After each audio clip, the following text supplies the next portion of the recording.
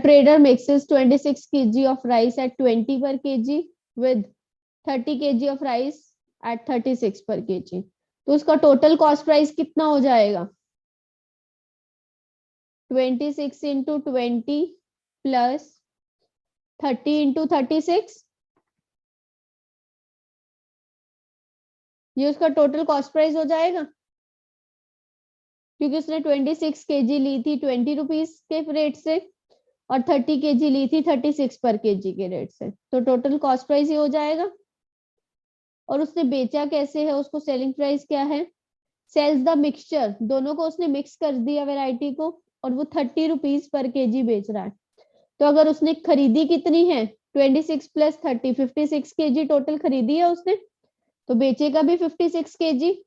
तो 56 KG eight the rate of 30 पर KG है। तो यहाँ से आप टोटल सीपी और एसपी आ जाएगा, तो आप वहां से चेक कर सकते हैं कि प्रॉफिट हुआ है या लॉस हुआ है।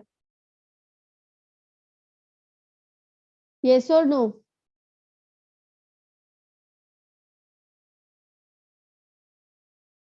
इज इट क्लियर और नॉट? किसको डाउट है बच्चे? मैम एक बार मैम फिर से मैं रिपीट कर। देखिए, आपने अगर दो तरह की चीजें खरीदते हो, 26 केजी ऑफ राइस एट 20 पर केजी, 26 किलो आपने चावल खरीदे 20 रुपए 1 किलो के हिसाब से, तो उसने टोटल कितने के चावल खरीदे? 26 इंटू 20। क्लियर? और उसने एक और दो तरह के चावल खरीदे थे। सेकंड वेराइटी 30 केजी ली उसने, फर्स्ट 26 केजी ली थी, लेकिन सेकंड उसने ज्यादा ली 30 केजी, और उसका रेट क्या था? 36 पर केजी था। 36 पर केजी अगर रेट था और उसने 30 केजी लिया है, तो वो टोटल उसने, ये दोनों उसने स्पेंडिंग की है चावल खरीदने पे, तो ये टोटल क्या हो जाएगा दोनों को मिलके? उसका कॉस्ट प्राइस। और जितना वो खरीद रहा है उतना ही बेचेगा, तभी हमें पता लगेगा कि उसने कितना प्रॉफिट या लॉस किया है। तो सेलिंग प्राइस क्या है? 30 रुपीज पर केजी, लेकिन टोटल खरीदा कितना है? 56 केजी। 56 केजी खरीदा है, तो 56 केजी वो सेल आउट करेगा। तो दिस विल बी एसपी और दिस विल बी और सीपी। तो इस पे आपको कैलकुलेशन करके आप लोग निकाल सकते हैं आंसर, प्रॉफिट परसेंट क्या होगा उसका। Clear now? Yes ma'am. Okay, next.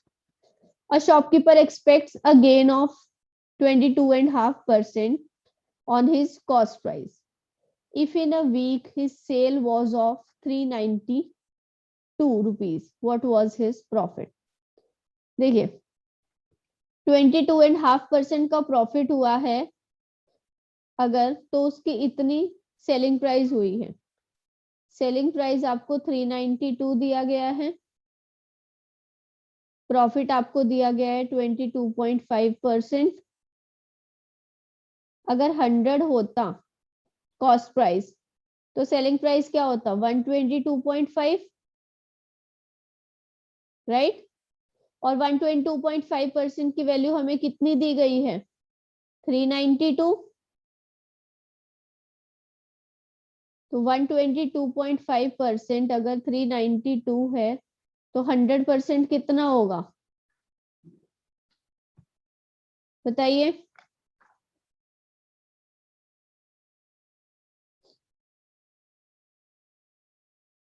Yes, 100% आपका आ जाएगा 392 डिवाइडेड बाय 122.5 इंटू 100, तो दिस विल बी अराउंड 320 आएगा आपका आंसर, इसको जब आप सॉल्व करेंगे। कॉस्ट प्राइस आपका आ जाएगा 320। अब आपको बताना है सेलिंग प्राइस था 392, तो प्रॉफिट वो कितना हो जाएगा? एसपी माइनस सीपी, 392 माइनस 320, तो 72 रुपीज का प्रॉफिट था उस पर। यही क्वेश्चन सिंपल हो जाता बहुत अगर उसको डायरेक्टली एसपी की जगह उन्होंने सीपी दिया होता हमें, तो हमें इतनी कैलकुलेशन की जरूरत नहीं पड़ती। हम डायरेक्टली, अगर 392 सीपी कॉस्ट प्राइस होता, तो हम उसका 22.5% निकाल देते डायरेक्टली। क्लियर? बच्चे किसी को डाउट है इस क्वेश्चन में? मैम रिपीट कर दीजिए। आपको सेलिंग प्राइस दिया गया था, एक वीक में उसने सेल की है 392 रुपीज की, और वो एक्सपेक्ट क्या करता है कि मुझे गेन कितना होगा, 22.5% का प्रॉफिट होगा मुझे। तो अगर उसको उतना प्रॉफिट हुआ है, प्रॉफिट होने के बाद ही उसको सेल हुई है 392 के, सेलिंग प्राइस में तो प्रॉफिट हमारा एडेड होता है कॉस्ट प्राइस में। तो हम मानते हैं कि अगर 100% हमारा कॉस्ट प्राइस था तो 122.5% हमारा सेलिंग प्राइस होगा, राइट? इतना क्लियर है दीपक? Yes ma'am. तो अगर 122.5% हमारा सेलिंग प्राइस है, लेकिन एग्जैक्टली हमें सेलिंग प्राइस 392 दिया गया, तो दैट मीन्स हमें 122.5% की वैल्यू 392 दी गई है। हमने उसको इक्वेट करके वहां से अगर 122.5% की हमारे पास वैल्यू थी, तो हमारे पास 100% की वैल्यू हम उससे कैलकुलेट कर सकते हैं यूनिटरी मेथड से। वो हमने कैलकुलेट की है, वो हमारी 320 आई है वैल्यू। ओके, अब हमें ये क्या मिल गया, हमें कॉस्ट प्राइस।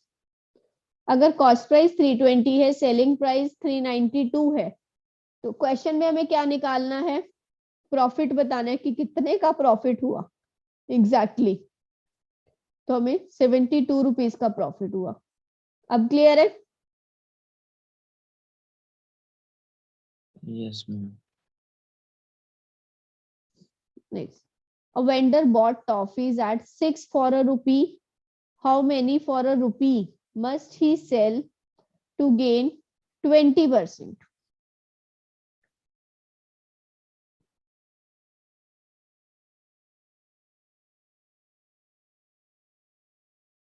देखिए, उसने 1 रुपए में 6 खरीदी है, वो कितनी बेचे 1 रुपए में कि उसको प्रॉफिट 120% का होना चाहिए।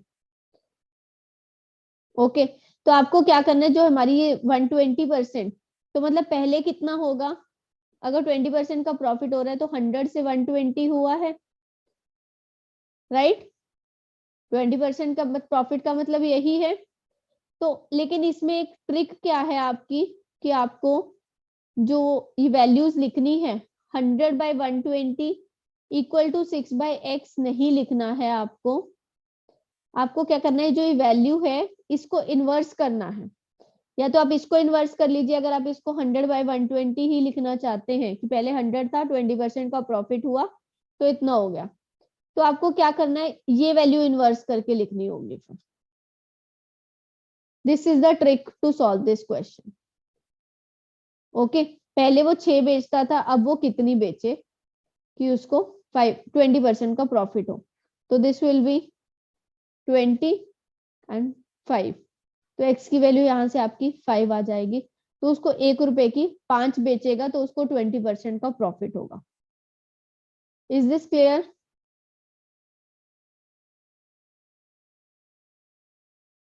बस ये आपको यस ट्रिक मैम। याद रखनी है कि इन्वर्स करना होता है ऐसे में।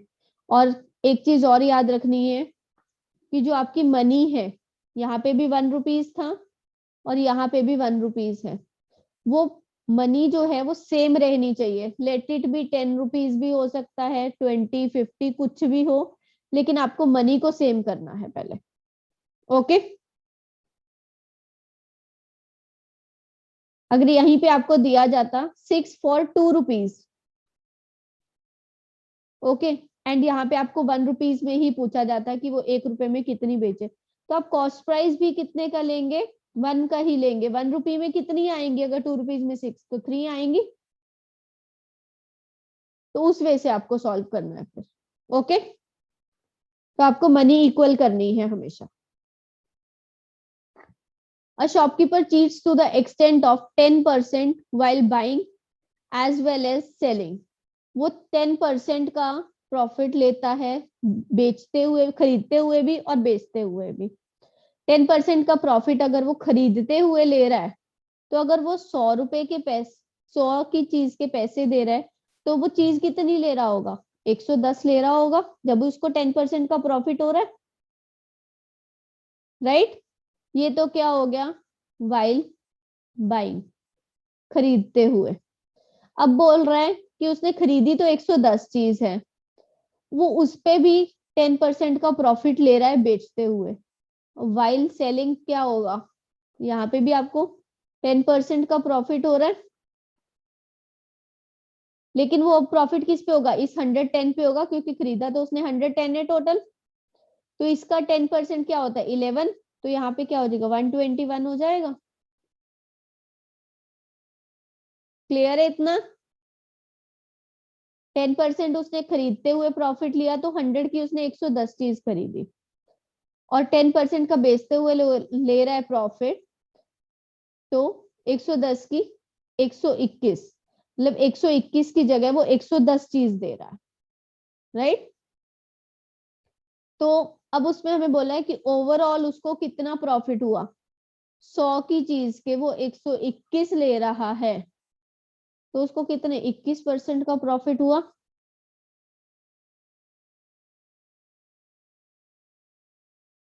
तो 21% will be the answer. Clear everybody. Yes ma'am. Yes, ma'am. Okay, Yes, ma'am. देखिए next, the cash difference between the selling prices of an article at a profit of 4% and 6% is ₹3। मेरे को एक चीज बताइए, दोनों, और आपको रेशियो निकालना है दोनों सेलिंग प्राइसेस का। अगर आप किसी आर्टिकल को 4% के प्रॉफिट पे और 6% के प्रॉफिट पे बेच रहे हैं, तो उनके बीच में जितना भर्जी डिफरेंस आए दोनों में, क्या वो मैटर करेगा कि सेलिंग प्राइसेस का रेशियो क्या है। सेलिंग प्राइस क्या होंगे दोनों, एक होगा 104%, दूसरा होगा 106%, बिकॉज हमने 4% और 6% के प्रॉफिट पे बेचा है, राइट। तो इन दोनों का अगर आपको रेशियो निकालना है, तो क्या इस चीज पे मैटर करेगा कि दोनों में डिफरेंस कितना है सेलिंग प्राइसेस में, जो हमें क्वेश्चन में दिया गया है ₹3, क्या उस चीज की हमें जरूरत है रेशियो निकालने के लिए, हमें जरूरत ही नहीं है, वो सिर्फ हमें कंफ्यूज करने के लिए दिया गया है।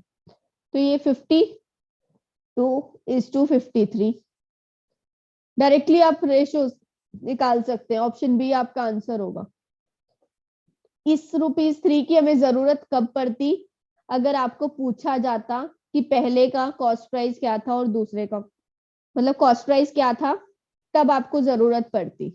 अगर आपको इस क्वेश्चन में कॉस्ट प्राइस निकालना होता, तो आपको 2% की वैल्यू 3 दी गई है, दोनों में डिफरेंस कितना है 2% का डिफरेंस है, तो यहाँ से आप 100% की वैल्यू निकाल सकते हैं 150, तो ये क्या हो गया आपका कॉस्ट प्राइस हो जाता। क्लियर ना, ये मैंने एक्स्ट्रा बता दिया आपको कि इन केस ऐसा कोई क्वेश्चन आता है तो आप लोग कर पाए। Okay, this is the extra part, question हमारा इतना ही था ये। Next, a trader buys a chair for 600 and sells it for 765 at a credit of 4 months। Okay बच्चे, इस क्वेश्चन को भी छोड़ दीजिए, जब आप इंटरेस्ट वाला चैप्टर कर लेंगे उसके बाद ये क्वेश्चन करना। Okay, compound interest, simple interest के चैप्टर आएंगे आपके, उसके बाद ये क्वेश्चन होगा। Next, a man bought some fruits at the rate of 16 for ₹24, 24 रुपए के 16 खरीदे हैं उसने, और बेच कितने में रहा है 18 रुपए में 8 बेच रहा है वो।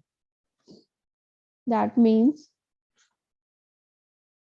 खरीदे कितने उसने 24 रुपए में, ये रेट है, कितने खरीदे 16, this is the quantity, right. और ये तो है कॉस्ट प्राइस, सेलिंग प्राइस में क्या है, वो 8 बेच रहा है, कितने के 18 रुपए के, राइट। अब हमें बताना है प्रॉफिट परसेंट।